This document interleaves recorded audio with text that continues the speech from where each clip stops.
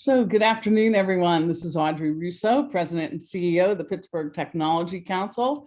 Today is a special episode of Business as Usual, and there will be a companion podcast coming soon. So this is titled High Tech and High Touch Healthcare. And it is deep appreciation to the Jewish Healthcare Foundation and the work that they have been doing called Liftoff PGH. We will actually put a link in the chat section so you can actually see what they're doing over at the Jewish Healthcare Foundation. They've been terrific partners with us over this entire 16-month period as we've really explored so many different things in terms of healthcare and the intersection of tech and the world to come, and some visions about the world to come as well. So, and today is definitely no different. And in a moment, I will introduce our guests. I'm very excited to have the both of them. And I want to make sure everyone knows that we've muted your microphones, but we have plenty of opportunity for you to ask questions and get involved in the dialogue. So I also want to tell everyone we have Jonathan Kirsting. He's here each and every day, and he is Vice President of all things media, marketing, storytelling. If there's a story to be told, Jonathan will find it and we will highlight it. And we're pretty proud about what lies right at our footsteps all across Southwestern Pennsylvania. Today we have two guests, and the first is Prith Banerjee, and he is the Chief Technology Officer at ANSYS. He has a remarkable background, and you can look on LinkedIn, you can see the journey that led up to his role at ANSYS. And if you've been following ANSYS, you know that they've been very, very busy during this period of the last 16 months. So we're very excited to have him. He's also on the board of the Pittsburgh Technology Council. The other individual is Charles Fisher, and he is joining us today from where he is, I think, living, or at least visiting in Lake Tahoe. I asked for a view, but he said he doesn't really have a view. And he is the founder and CEO of Unlearn.AI. And we'll get a chance to hear their stories. And we're going to talk today about the intersection of health, technology, digital twinning, et cetera, lots of stuff. So we're going to pack it in, and I'm going to be quiet now because I'm just going to bring to the forefront Charles Fisher and Prith. Right. So hi, Charles, welcome. Hi, Prith, welcome. Thank you both for being with us today. I'm going to start quickly with Charles, and we're going to say, let's just talk about your background really quickly, your journey to becoming a founder of a startup. You know, you have a very strong research background, and I think that there's reference to you even studying butterflies in Borneo, to then leading to groundbreaking work at Pfizer. So, and then working at a VR startup in San Francisco. I can't keep track of all that, and I know Prith has an amazing background as well. So can you just can you pack that in a little bit and just tell everyone what your journey has been? Yeah, absolutely.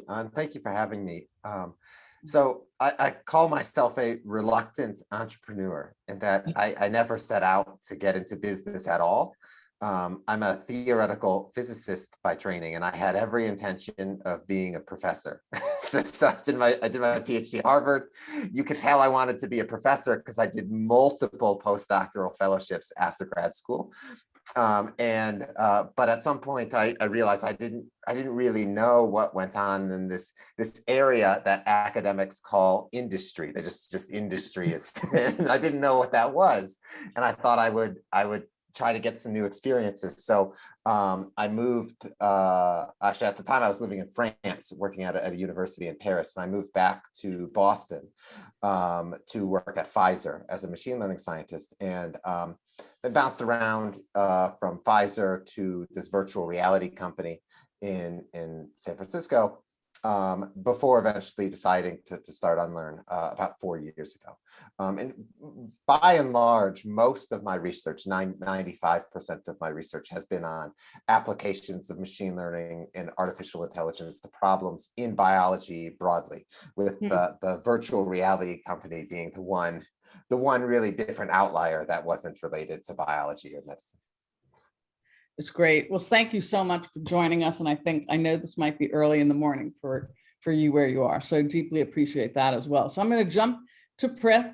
And I think, you're going to be equally as blown away by Prith's background. I would like him to just talk a little bit, because he sort of like touches every area of industry and entrepreneurship and investment. And I will not do him a good service by trying to capture it. So Prith, thank you. And tell everyone a little bit about your journey.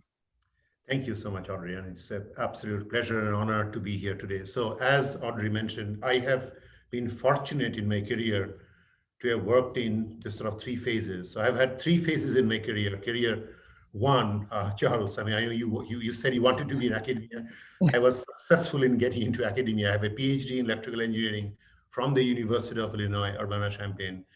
And I joined Urbana as a professor and moved to the ranks, spent 12 wonderful years at Illinois as a professor, and then ultimately became the founding director of the computational science and engineering program at Illinois. Then went to Northwestern, was a department head for a few years, for 8 years, then was a dean of engineering at Illinois, Chicago. So hardcore academic for about 20 years, doing research on parallel computing, parallel algorithms for sort of electronic design automation. During those years in academia, the startup bug caught me, as you know, many professors do their little startups. So I started two companies. One was Excel Chip when I was at Northwestern. Second one was Banerjee when I was at Illinois. And I learned a lot through the processes. How do you raise funding, Series A, 5 million, Series B, whatever, etc. Ultimately sold both the companies, again, very small exits, Excel Chip to Xilinx and the other one to Quickstream Media. Then I did sort of phase 3 in my career, which is what joining large corporations. So my first job was heading up HP Labs worldwide and leading sort of research for a large $100 billion company, the long-term R&D and so on. I did that for about 5 years. Then was fortunate to take on CTO roles at two large industrial companies, ABB. I relocated to Zurich in Switzerland, and then I was CTO at Schneider Electric. I was in France for a while, and then ultimately about 3 years ago joined ANSYS as CTO. So I have had the pleasure of working in innovation in an academic setting, in a entrepreneurship setting in a startup, as well as in large companies. So I feel absolutely thrilled to be here today. ANSYS today is a company which we do modeling and simulation tools. We help our customers in their innovation journey. We help them build innovative products in different areas such as automotive, aerospace and defense, high-tech manufacturing, and we are just beginning to look at the area of healthcare. And I'm personally, as CTO, driving the healthcare initiative at ANSYS. We are a company of about 1.7 billion in revenue, 5,000 employees, headquartered in Pittsburgh, and we are delighted to be part of the Pittsburgh Technology Council. It's great. So everyone can see we have two mega humans here that have worked on really hard problems for a long time in their life, and they've touched almost every domain of everything in tech. I mean, I'm probably can't even think of a category that you haven't touched. So I'm very excited to actually focus on healthcare. And I think it's been exacerbated during COVID. And I think, like all things, we're rapidly trying to solve some problems that perhaps never would have seen the light had we not had what is going on right now in terms of this pandemic and eventually an epidemic. So I'm going to go back to Prith real quick, and I want to talk about ANSYS a little bit, because they have a deep history in digital twins. I mean, that language might not have been used when they started, even as Ansoft, and then moved to become ANSYS. Now, we've talked about digital twins in the past, Prith. You've been with us, how fast it's growing. But can you level set what digital twins really means, and why ANSYS has really been like at the forefront of this right from the beginning? Sure. So let me sort of start from the very beginning, right? So the world around us is governed by the laws of physics, right? And what ANSYS does is we take the physics and we simulate the physics with numerical methods. So we started 50 years ago with ANSYS. John Swanson did, and he had this thing: let's take a structural problem, and if you apply this much force to it, this is how much it will bend, and at this point it will crack, right? So The laws of structural physics are governed by second order partial differential equations called Euler equations. And John Swanson used finite element analysis Right. to solve those things. Then what ANSYS did is said, okay, what other physics is there in the world? It's fluids physics, computational fluid dynamics, sort of modeled by Navier-Stokes equations. And so ANSYS went and bought a company, the leading company in the area called Fluent.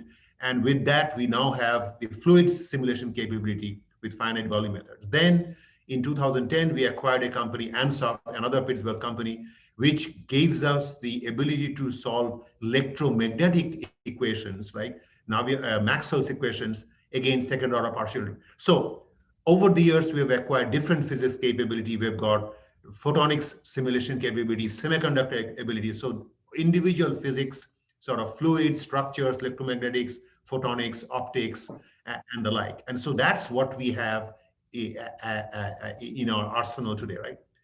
The physics that we do, our customers initially wanted to do single physics, right? Only the structural, but then increasingly people started working on multiple physics in terms of fluid structure interactions, the fluid structure, electromagnetic interactions. And these things require huge amount of computing power. And so therefore our solvers run on HPC, high performance computing, on premise and on the cloud. Now, the digital twin thing is a relatively new term that has been coined, right? But basically, what a digital twin is, it is a virtual model of an asset, right? Whatever asset, the asset can be a transformer, a medical device, or a human, right? You can have a digital twin of Prith. So essentially, there is, in this area of digital twins, people talked about a data analytics. You put some sensors on an asset, you collect data, and you look at the normal behavior of the asset, a washer or a dryer or whatever, right? And before that asset starts failing, it gives signals it's about to fail. And that's how the whole area of digital twins were working. What ANSYS has done is to combine the data analytics based digital twin with the simulation, because we at the heart know how these assets are working. We can go back to absolute basics of fluids, of structures, of electromagnetics, and we can predict exactly how that system will fail, when it will fail. We can create virtual sensors.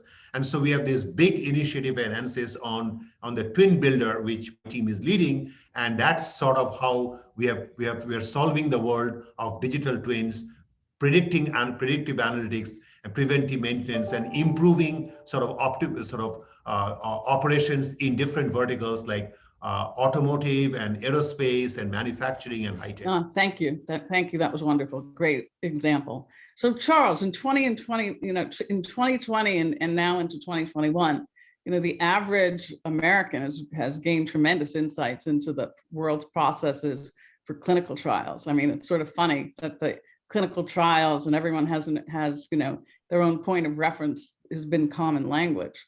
We've learned that they're expensive. They sometimes involve recruiting tens of thousands of participants, and their failure rates can often be high. Unlearn.AI, you're pioneering a concept that will help address many of these issues, or hopefully all of these issues. So talk to us about that work and in developing digital twins for clinical trials.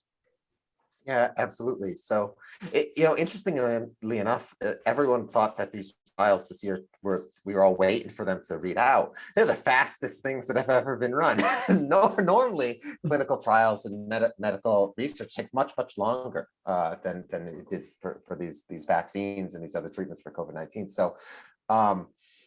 So basically, what you're doing in a clinical trial is you're looking for a comparison.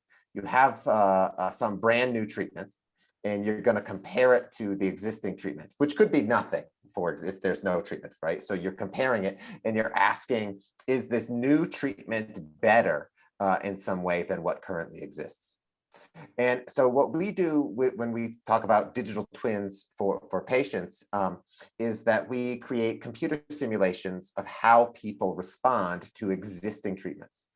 So if I'm going to do this comparison in a clinical trial, we don't know enough about biology. So you hear about simulation, physics-based simulations of things.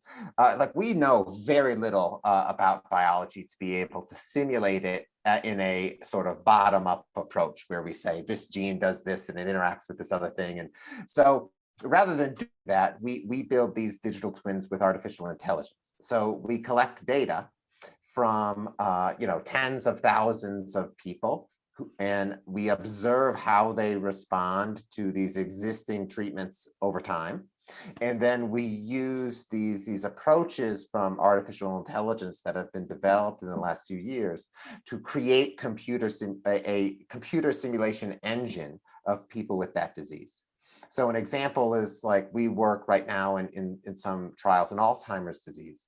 And so if you have a patient comes in and you collect information about their cognitive, sort of their memory status, you have blood tests, you have genetic data, you have brain imaging data, you put that into this simulation engine, and it can predict how that patient's disease will progress.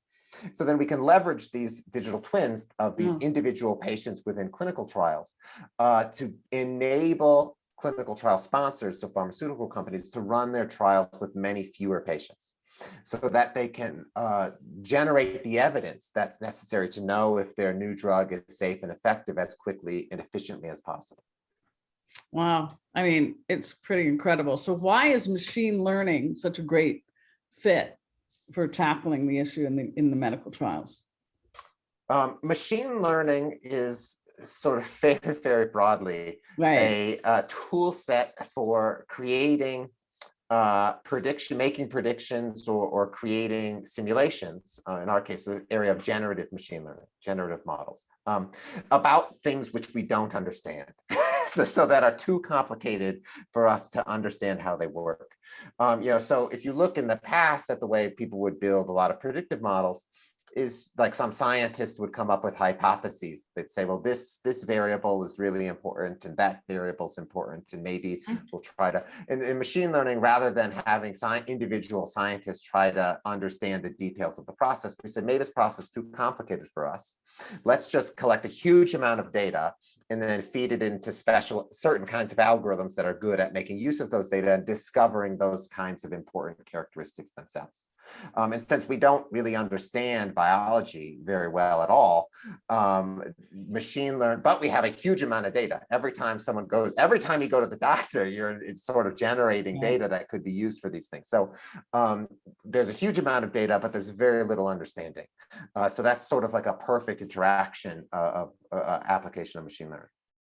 So Prith, ANSYS, is well known, for the work in industrial design. You've set the stage for that in your opening comments, but they also have amazing capabilities, and you hinted a little bit about the health, / healthcare space. Can you talk about the applications that you're championing and how it might affect healthcare and what the vision is for that?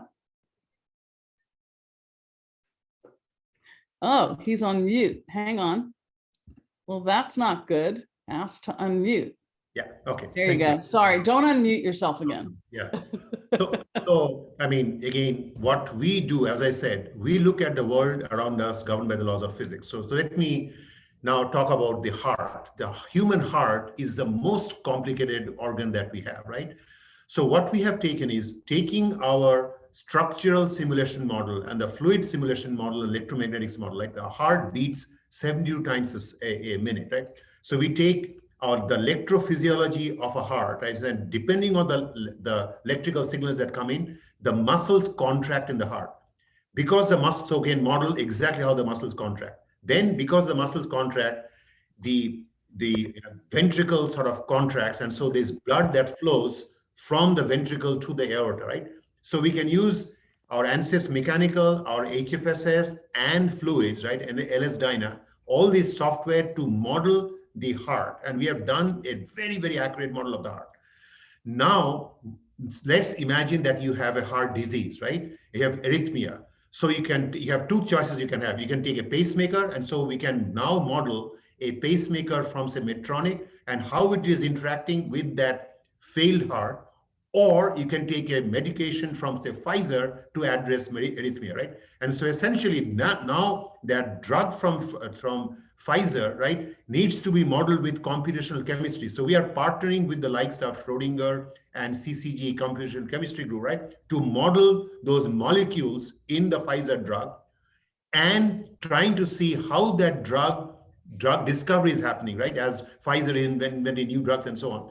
And then how that drug will work on the human organ, right? So that drug is injected, and as it gets injected, we do what is called pharmacokinetic, so PK/PD analysis. So we can do the whole sort of simulation of that drug through computational chemistry with the PK/PD, with the virtual sort of simulation of the heart. And then the real challenge in this whole clinical trial thing is, right, you have to test it on humans, right? I mean, we have all seen what happened with the COVID vaccine, right? I mean, the invention of the drug happened in 1 month. It took 1 year to get the FDA trial. Why? Because first you have to try it on mice, then on rats, then on 2 humans, then on 10 humans, then on 1,000 humans. Ultimately, you get the thing, right? So what if you could do in silico trials? That is, you can create a model of a human. It has to be an accurate model, right? So essentially, you have a fat human, a thin human, male, female, children, all kinds of things can be actually simulated. And that's sort of what we are pushing for through in silico trials.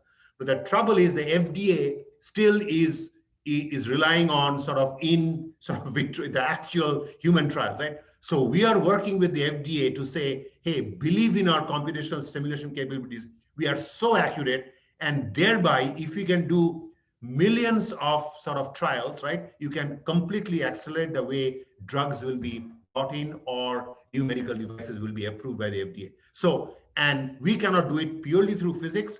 We understand that AI ML, right, what Charles is working on, it is complementary. This is why I talked about the digital twin. It's simulation and AI.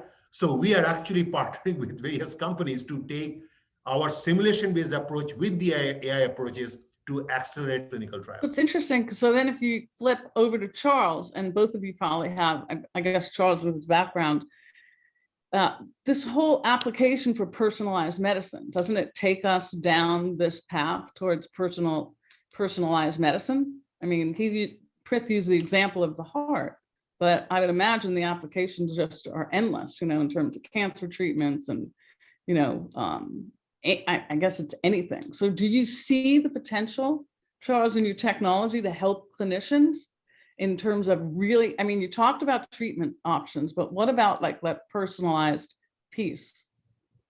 Absolutely. Yeah. I mean, it's definitely the case that these approaches, you could imagine a future where you go to the physician and they pull up your digital twin. They have a computer model of you, and they could ask, various questions to see, potentially simulate how you would respond under different treatment options.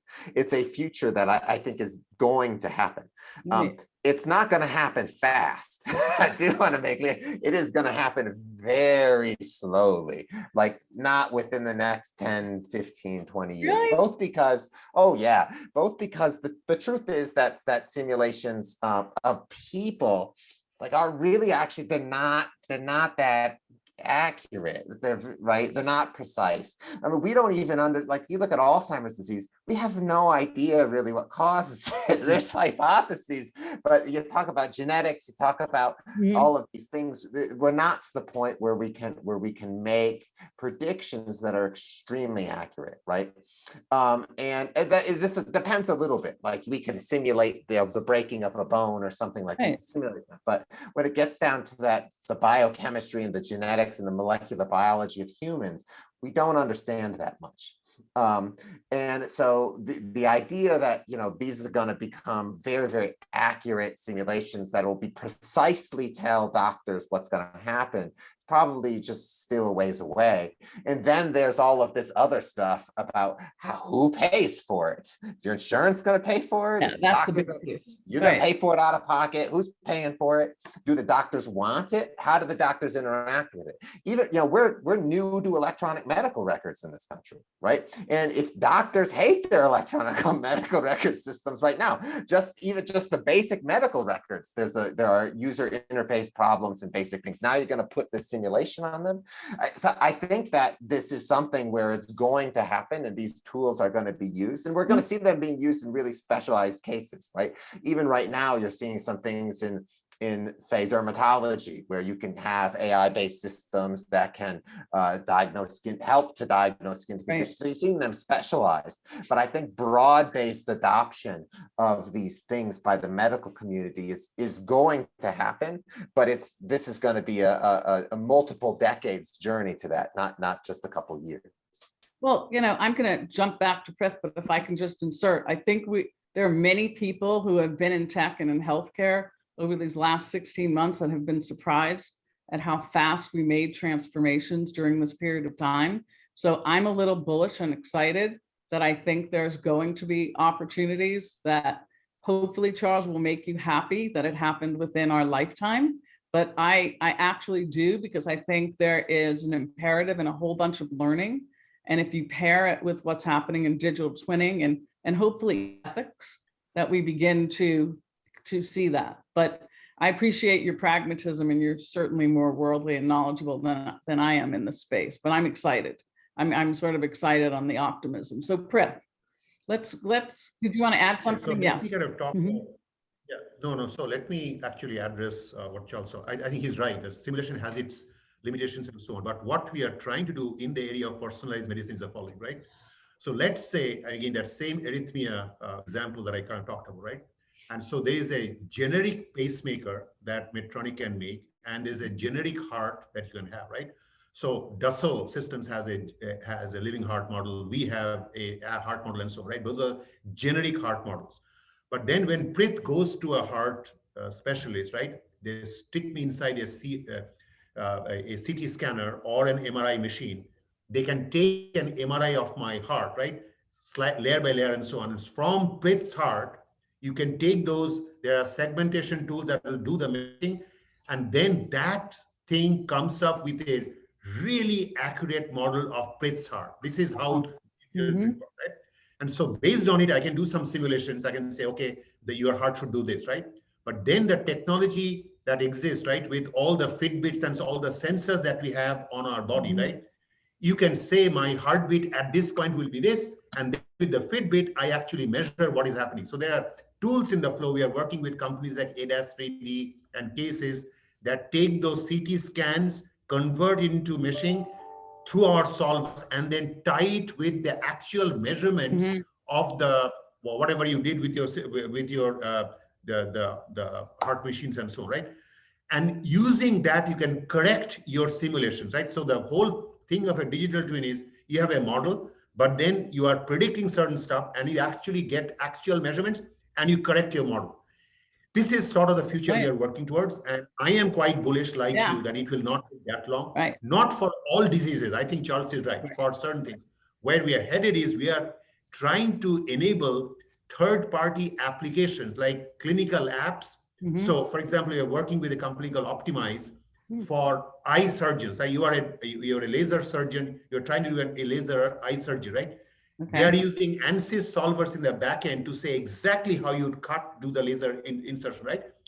And so we are going to enable thousands of clinical apps to be created. Think of it as like an iOS or Android app, right? That will use ANSYS solvers in the back end on the cloud, running on millions of processors. But the business model will be pay per use, right? That doctor will charge $500, right? And they will get paid for it. And essentially, ANSYS will get maybe 25% of that. So, I mean, this is a very, very exciting future. And again, as I said, you can probably see the excitement in my voice, right? I mean, this is the vision we are exploring at ANSYS, the new healthcare vertical. Yeah, I'm definitely excited by it. And I appreciate the pragmatism and the methodologies that have to go into it. I think there's going to be a lot on ethics. I think there's going to be a lot of, like Charles said, who's going to fund it? Who's going to pay for it? How does it get supported? Who gets access to it? So as we wrap up, I want to go to Charles. Tell us about your team. Are you ready to open an outpost of Unlearn.AI in Pittsburgh yet? Well, sort of, maybe. Sort of, right? maybe. Yeah, because I do think we've talked about some transformations that happened in medicine because of COVID-19. There's been a transformation in industry in COVID-19, right? I mean, it certainly was at our company. We are based in San Francisco, and we used to only hire people in San Francisco. That's not true anymore. Right. Right now, we are hiring people all over the country, and we're a remote workforce, and I think that it's going to largely stay that way. And I think that this is a really great opportunity for a lot of. San Francisco is very expensive, so it's like, but this opens up a talent pool, right? You're not just sourcing talent from one part of the country, but from the whole country, maybe the whole world. Yep. And I think that that's really, really great for industry. So, we're growing now. We're focused on these really complex chronic diseases, Alzheimer's disease, neurological diseases, autoimmune diseases where we actually, again, we don't understand the mechanism of these diseases. We're